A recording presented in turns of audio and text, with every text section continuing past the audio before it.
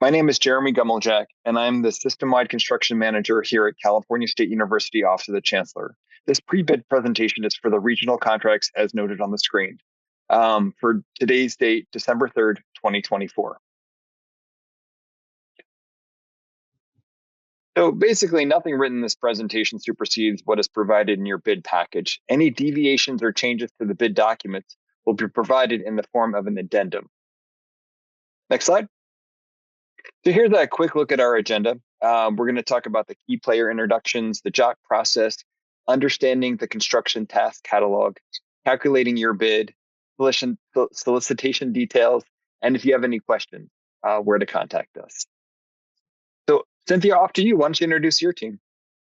Thank you. So my name is Cynthia Orozco. I'm a senior account manager with Gordian, and I oversee the JOC program for CSU. Managing the regional contracts on our team is Paige Page, who's our dedicated account manager for the CSU regional accounts. Both of our contact information is there if you have any questions. So we at Gordian help both the campus and the contractor. Think of us as the liaison between the two. On the campus side, it's going to be the campus's responsibility to administer and manage the contracts, of course, to identify the projects and making sure that they're adhering to the general conditions. They're going to be the ones to provide you the initial scope, as well as to provide you direction and their perspective on the projects. You as the contractor, it's your responsibility, as you're doing today, to bid out the JOC contract. You will be required to attend a mandatory JOC contract training after you've been awarded your contract, as well as you're going to be invited to collaborate on the scope, which is a very cool, different distinguishing factor about JOC. You'll be providing the price proposal via our pre-priced catalog, as well as to execute the work based on the agreed upon scope of work. We at Gordian are here to help with furnishing the procurement software. We help you and the campus both in unison. So we're here to help with any if you need help with your proposal review, if you need help with reviewing a scope of work, we help not only the campus, but yourself as well. Perfect. Thanks, Cynthia. So let's start talking about the JOC process. So really, the definition of job order contracting is an indefinite delivery, indefinite quantity process, right? It enables contractors to complete a substantial number of individual projects with one single bid in this case, on all of our campuses. So the tasks are based on competitively bid preset prices. So there's a lot of value to this, right, Cynthia? It saves time and money, and it also provides transparency and auditability for the campus when the campus is getting audited on these projects. Next slide. Absolutely. Yep. And if I may, just so that for visually, think of it as you're visualizing an umbrella, right? The contract is considered the umbrella, and the job orders underneath it are like the people standing under the umbrella, just to give you a better idea of what that indefinite delivery, indefinite quantity process is. That's a mouthful. Perfect. Next slide. Oh, thanks. So since 1999, we've done more than $900 million worth of projects using JOC. So everything from classrooms to science laboratories, dorms, roofing repairs, mechanical, parking lot repaving, IT upgrades, deferred maintenance projects, and even hazmat. So here's a look at all of our campuses. As you can see, from Humboldt all the way down to San Diego, there's actually a bit of a line drawn in the sand from Bakersfield and Channel Islands. Those are our southern campuses. Our northern campuses go from San Luis Obispo all the way up to Sonoma and Sacramento and Chico. Now, Humboldt has its own contract as well. So there's actually 3 contracts that we're bidding out on this one pre-bid presentation. Next slide. So here are some of the types of projects that you could get done, right? So the contract values, they start at 0, but they could go all the way up to 3 million, depending on how much work that you get. The minor cap limit now is set at 1.1 million. And all these projects you could get remodeling, repairs, renovations, replacement in kind, alterations, time-sensitive projects, and again, back to those deferred maintenance projects. Cynthia, do you have any comments on this one? Yeah, so the one thing to note is you are going to be doing a multitude of job orders under this one single agreement with a max of $3 million for the overarching contract. But in an individual project level, on an individual job order level, it cannot exceed that threshold of the $1.1 million. So think of it that way. JOC is really built to be get you boots on the ground fast for projects. Time-sensitive projects are fantastic through JOC. We have campuses who enter jobs now just to prepare you in the future for when there's like a winter break, a spring break. A lot of it you'll notice with the campuses revolve mainly around those windows of opportunity when the students are on campus. So anything but new construction is the way that I like to think of it. If there's something there, you can modify it, you can update it, you can tweak it however which way under the sun, but you can't build anything from the ground up is basically it. Thanks, Cynthia. Next slide. So here are some of the benefits of JOC, right? So it simplifies the procurement process. So kind of what Cynthia was saying is it's that umbrella contract, right? So you've got this one contract and you're going to log into Gordian and the campus is going to be able to send you different job orders, right? So you don't have to set up another contract and another contract. You just have to set up little proposals for each one of your projects. And when you get into Gordian, and Cynthia can kind of elaborate on this more later, there's items that you choose from, like a menu of items that you choose from, and you build a proposal from there. Review it with your campus contact, and you can start the project from there. So there's really no shelf life for prices or job orders. The JOC process allows for a higher percentage of projects to be delivered on time and within budget. But again, it's really establishing that partnership with the campus that you're working with to get that right scope, to get the right budget, and to get on schedule. Next slide. Absolutely. Yep. Cynthia, this is all you. This is your favorite slide. Awesome. So at a very high level, this is what it's going to look like when you guys are already awarded the contract. Think day one of your agreement, you're going to get a phone call from your campus PMs, depending on the campus, whether you're in the north or in the south. They're going to say, hey, Mr. Mrs. Contractor, we have a job for you, right? You're going to schedule out that joint scope meeting. Again, you're already under agreement through this process. Remember that, okay? It's basically just a delegation of work. You're being assigned work now. So if you're walking a job, it's because the campus intends to give you the work. So keep that in the back of your head. What you're going to do is you're going to attend that joint scope meeting. I always recommend bring your subs to that meeting because this is where you shine. Good work is always rewarded with more work. Again, keep that in the back of your head. But at this joint scope meeting is your opportunity to really collaborate on the scope of work. The campus is going to come to you with the scope of work already in mind, but this is the time for you as a contractor to shine and showcase what you know and what you can provide for the campus. So at that joint scope meeting, you guys will collaboratively finalize the scope of work. And once you guys have an agreed upon scope of work that you guys have both signed off on, the campus is going to issue out what's called a request for proposal. Essentially, hey, we're ready to go. Can you go ahead and start to build the proposal? You will build out a price proposal via our pre-priced catalog known as the CTC, Construction Task Catalog, via Gordian Cloud, our software platform that you'll have access to. Now, once you build that out, there's going to be a review. Now, this review is not a negotiation of price, but rather a verification of scope. Do the line items in the proposal match up with the scope of work? If they are in alignment perfectly, then we'll go ahead and approve the proposal and start routing paperwork for to get you guys a purchase order, a DIR number, and ultimately an NTP so that construction can begin.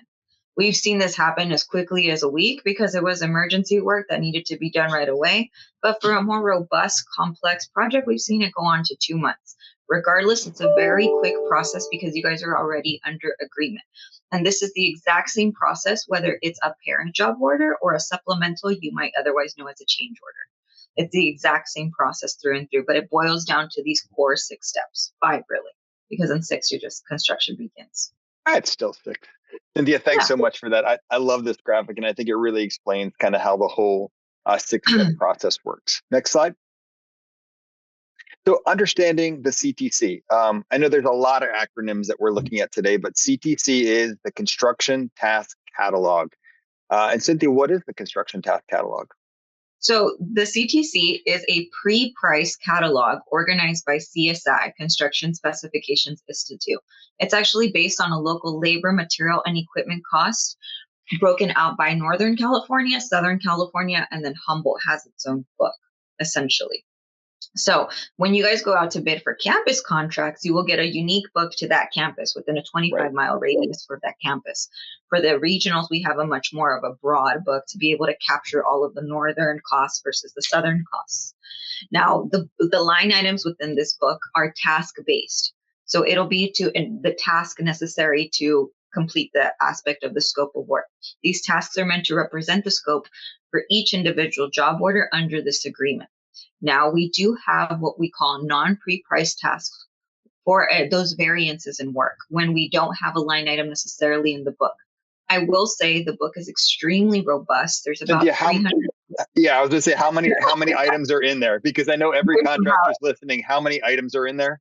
How many? There's about 300,000 line items in that book, so it's very, very, very robust. But we also understand there's 20 water bottle dispensers. I mean, there are, if it's not the item you're looking for, there's an item that's very close to what the campus is going to be asking for. So absolutely. in that exception, like if you need to use the non-pre-priced, just let your campus know, let Gordian know, and we can figure it out from there. But at over 300,000 items, I'm pretty sure you're going to be able to find the item that you're looking for. And they're super easy to use in Gordian Cloud. I think you can search for them by, I think we have a slide that we talk about this, but you can search for them by name, or you can search for them by CSI number. It's very, very easy to find gypsum board or screws or fasteners. Like it's very easy to find.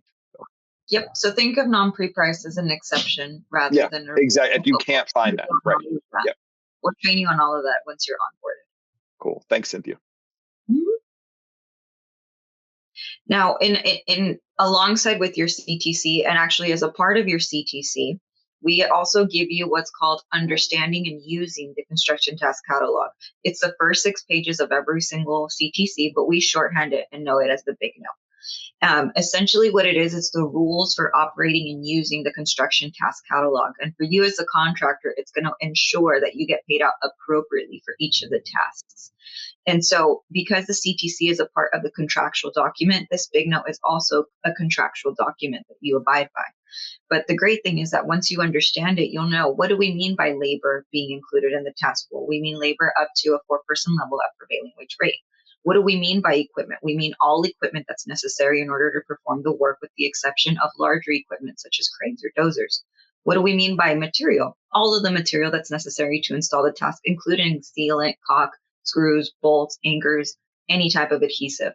And not only that, but it'll also tell you what's included in your adjustment factor. So for the purpose of this bid, this is going to be what sets you up for success for the overarching agreement, is reading this document and making sure that your whole team knows this document so that they know how to appropriately bid, and they also know how to appropriately build out their price proposal. Cool.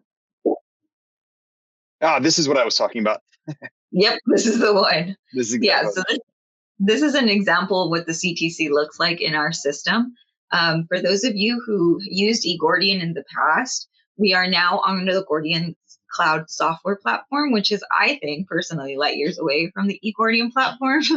It has a really cool tool for actually being able to look up line items. It's much more intuitive.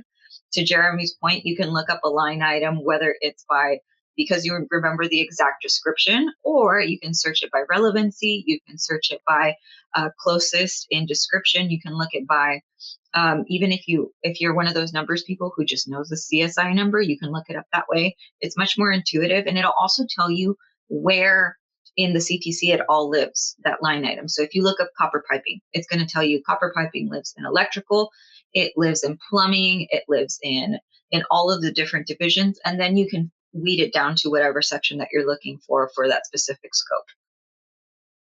Perfect.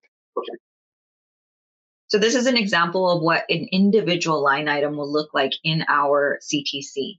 As you can see, it's always, again, in CSI master format. There's always going to be a description of what's inclusive of the task. And again, this is the key to success. You guys are going to get a copy of the CTC once you guys are pre-qualified and move on to the next round. But use that as a mechanism to understand the book and be able to, again, build out an appropriate factor. Read those descriptions within those tasks so that you know what's inclusive of that cost. It's always going to tell you exactly what's included, but it'll also tell you what's not included. And this new book does a really fantastic job of also showing you where to find the line items that you might also need for that task or any related tasks as well. You're always going to see a breakout of the labor, the material, and the equipment costs. So let's say a campus is going to provide you the material that you need for the install. They're going to be providing you all of the sinks that you're going to be installing, and you're just going to be doing the labor associated to it. You can look at the task and then uncheck the material off of it so that you can much more quickly and effectively build up your proposal. We also account for demolition prices within the task. And we also have what's called modifiers. Now, modifiers are meant to account for variations in working conditions. Think working heights. If you're working at a higher altitude, you're not going to be paying out the same as if you're working on the ground level. If you're working in a confined space, same thing. You're going to be able to charge a little bit more for working in that kind of confined space.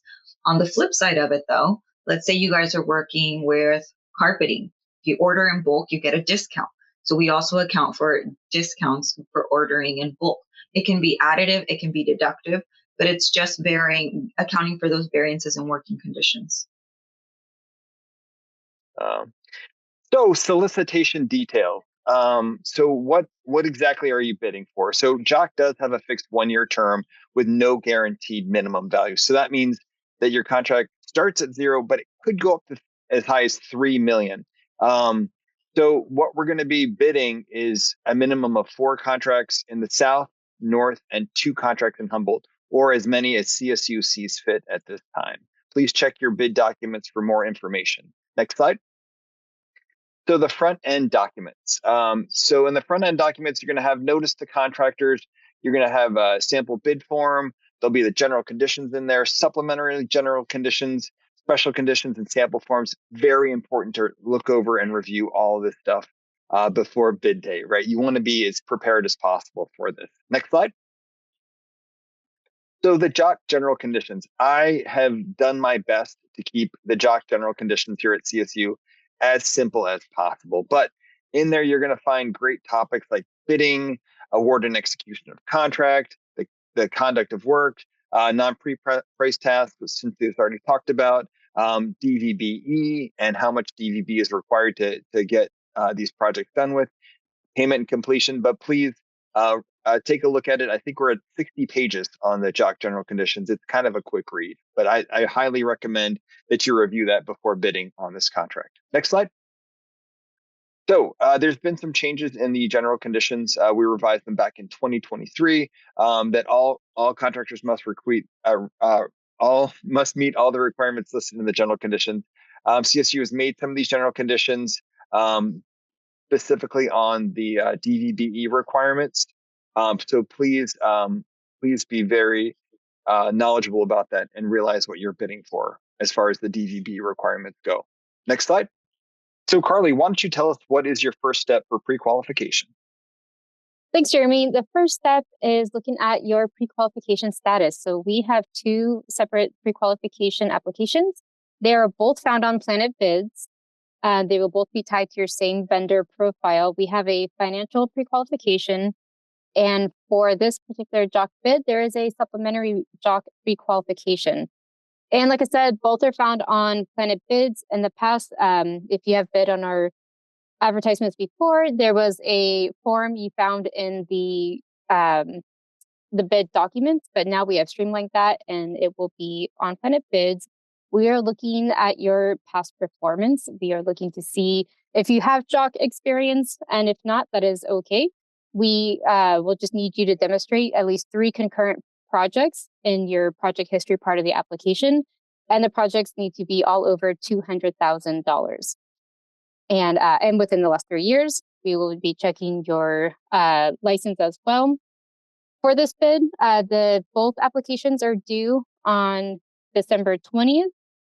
And once you are pre-qualified, you will receive a approval letter. And once you have that letter, the actual bid forms will be unlocked for you to fill out on Planet Bids.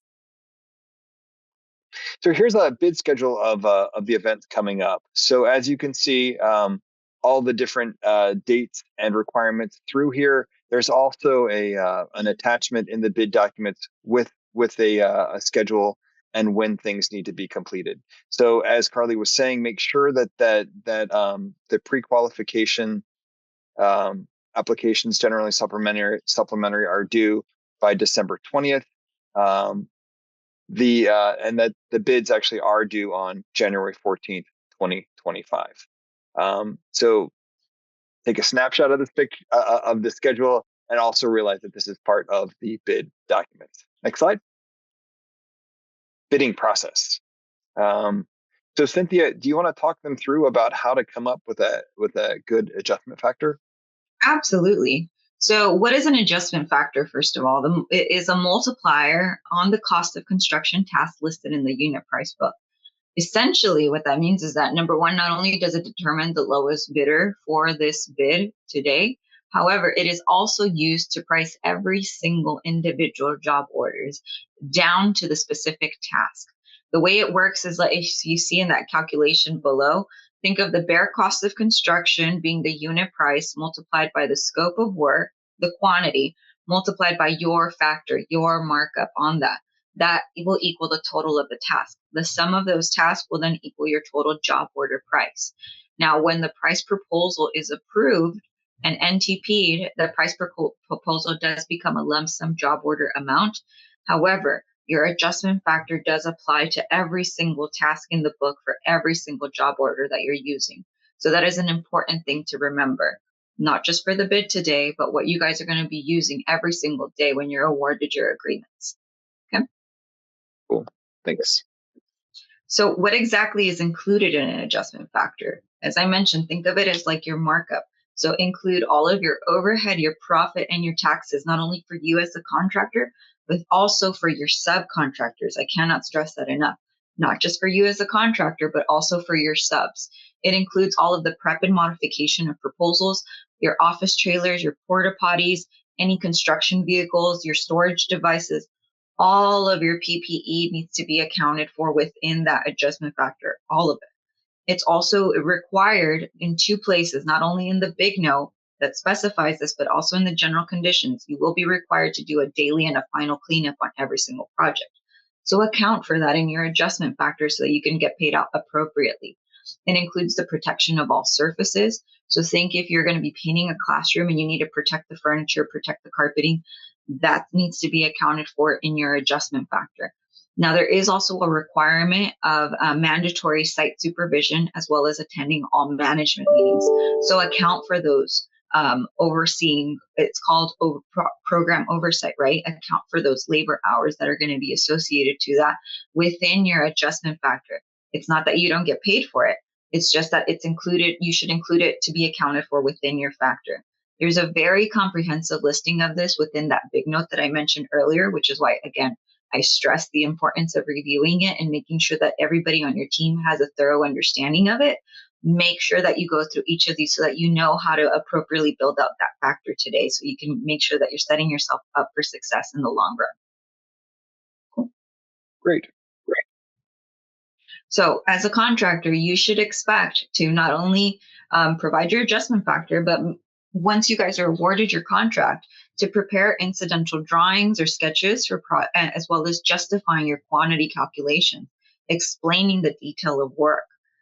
Every single proposal is task-based. So within those tasks, the expectation is that you include a justification for those quantities. This is referencing a plan set A1.01, as well as what it's correlating to. This is based on the discussion or task item number 1 within the scope of work.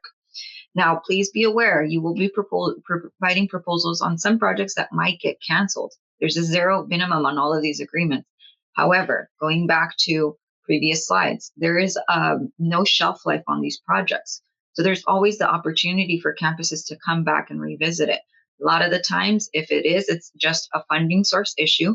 Other funding sources do pop up. We see this happen all the time. So there's always an opportunity for campuses to come back to the work. If they couldn't meet a spring break window, they'll come back to it in the summer. We see it happen all the time. Keep in mind that the margins on the CTC tasks do vary. So the best example would be if you are paying, if you're doing a carpeting project, it's not going to pay out the same as an electrical project, right? When you're building out your adjustment factor, review different scopes of work within our book. Again, we're going to give you a copy of the book so you guys can see what those line items are and how they pay out, and you can compare it to the real world example. Our prices are very fair and true to what the real world cost is. But keep in mind, do review those so that you can build out your factor appropriately. Some projects will be more profitable than others. Vice versa can be true. So make sure your adjustment factor gives you enough of a cushion for that. Again, you are required to maintain a local functioning office, and of course, to maintain all of your licenses. If anything expires, you notify the Chancellor's office, you notify your account manager, and let them know that you have the renewal in place.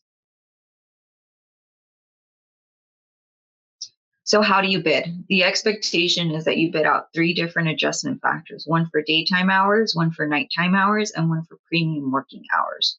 Okay, so again, those adjustment factors apply to every single line item in the CTC for the duration of your contract. Each adjustment factor is weighted to create an award criteria figure, and then the lowest composite score from the responsible bidder is determined to be the lowest bidder and the awardee. Okay.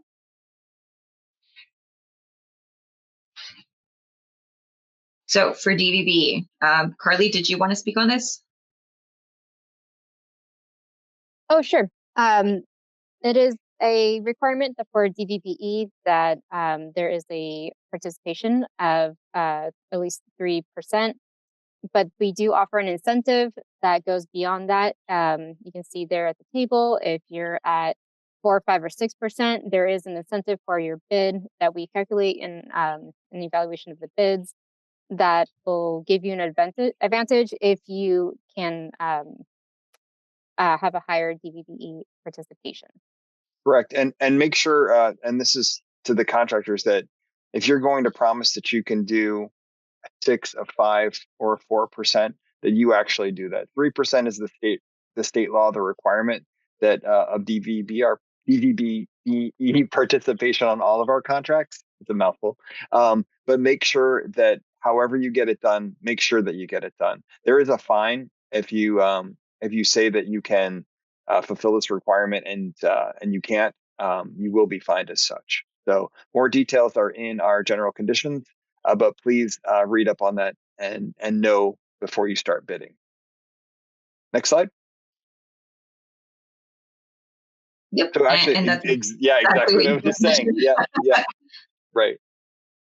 So essentially, make sure that whatever you say that you will be participating in is something that you can continue to uphold throughout the life cycle of the contract. It is on the overarching agreement. Keep that in mind. It's on the overarching agreement. If you say you're going to do 5% or 6%, it's 6% of the total contract that you are awarded. So just keep that in mind, because again, there are sanctions that can be imposed for contractors who fail to adhere to the DVBE requirement. For sure. So how do you calculate your adjustment factor? Easiest, best way to do it is use things that you know. Use what you know. Use historical project data on a multitude of projects that you've done across wide ranges of work. Think of every different type of facet of work that you've come across, as far as remodel work, remediation work, as far as renovation work, those kinds of things, and process them through our program. So select a completed project that you know the direct costs of already, and then price it from our book. What you'll do is you'll do a direct comparison. What would you charge for this outside of JOC to what would you charge for this inside of JOC via our pre-priced catalog?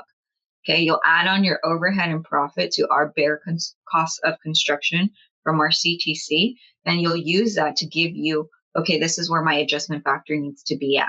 Okay. Next slide, please.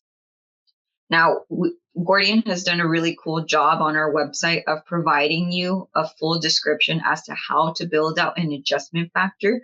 So if you click on that hyperlink, it'll take you to a full page and web video as to how to build out that adjustment factor. Carly, are we able to do that? I don't think you can click on the link during the YouTube. Can you actually click on it and hit play? I think at least so that they can see what the web pages are. Sure. Yeah. Awesome. So you'll see it'll run you through a full description of what an adjustment factor is. Again, if you need a refresher on that, things to take into consideration before you start to build out your adjustment factor. And then down below is the video. Okay. Great. So make sure that you guys review this. If you are relaying this information over to somebody else who's going to be building out the adjustment factor, take them to this webpage, show them that this is where they can go, and of course, run them through all of the details as far as the big note and the things to make sure to account for within that adjustment factor. Cool. Thank you, Cynthia. Absolutely. One last thing, again, because I can't stress enough the importance of holding up a good adjustment factor is we can't tell you what to bid.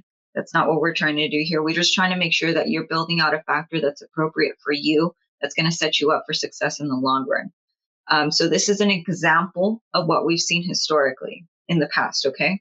So take, for example, you're pricing out a project and the CTC says that the bare cost of construction is $64,000. In example A there, an adjustment factor of 1.2289 with it will give you a project value with overhead and profit of $78,650 with 95 cents. So let's say that the sub costs are 65,000, right? That'll give you a direct profit essentially of $13,000. Now, in that exact same example, if you bid out a 0.9 for this specific scope of work, you're going to be under about 7K. Again, we're not telling you what to bid, but this is it's giving you a really good example of why it's important to build out a factor that works well for you as a contractor. And again, do this across multiple ranges of types of work so you can make sure that it's something that's well-rounded to account for the 13K, but also accounting for the 7 in some projects. Okay. Sure. So real quick on this one, Cynthia, as you can see the adjustment factors. So, and many of you contractors already know this, that there's no way that the campus is going to accept you making up for a low bid factor, right? If there's extra items put in, if there's extra line items used for labor or materials, they're not going to be accepted just because there was a low bid factor. So I recommend that you really do your homework on this one and you figure out what is the best adjustment factor for your firm, because the campus will come back at you and ask you what these extra things are and reject them. So next slide. So filling out the bid form, here's a little sample of how it will look. Cynthia already talked about what the normal working hours would be, other than normal working hours and the premium working hours. So as you can see, this contractor came in. This is just a sample. You don't need to use these numbers at all. Like I said in the last slide, it's whatever bid factors are best for your firm, considering everything that you've heard from now and everything in our bid documents and the general conditions. So here are 3 different lines and the explanation of how they got to their bid factors. Cynthia, you want to add anything on this one?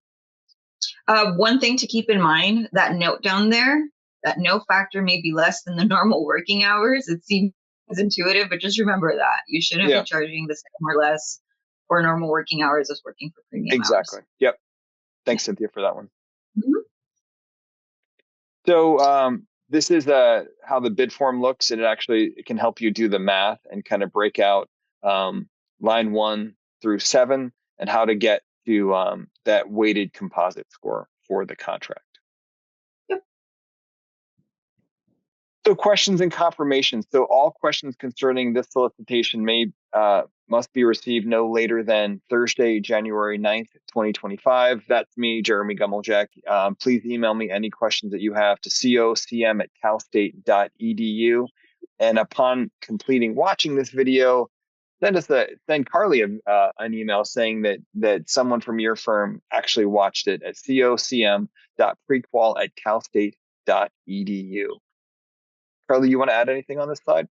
One thing I will mention, when you do send that email saying you've reviewed the pre-bid presentation, do note the bid information, so we know once we're looking for your pre-qualification what bid you are interested in bidding.